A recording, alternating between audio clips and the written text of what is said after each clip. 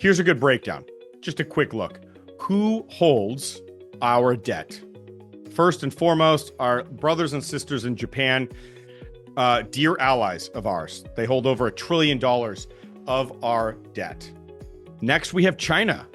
749 billion of our debt held by China. Now, let's do a thought experiment here. China and the US were to go to war, would we pay on our $749 billion debt? Probably not, right? I think China's smart enough to realize that. I think they understand that a war with the US would have horrible impacts, would essentially devastate their country, but also they'd get stiffed on about $750 billion. So one of the nice things about other countries holding our debt is that they're disincentivized to stir up anything beyond, trade wars or cold wars, right? They don't really want a hot war with the US and get stiffed on such a huge amount of money. We have the UK, we have Canada, beloved allies, long-term allies of ours that hold our debt. It's good for them. It's good for their economies. It's good for their holdings as countries. Now, the remaining $4 trillion of our debt that's held abroad is held by about 30 countries. Now, let's note who is selling off their US debt. The big three: Russia, Indonesia, and China.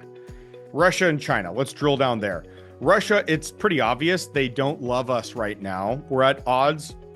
We're kind of in a proxy war. Ukraine stuck in the middle.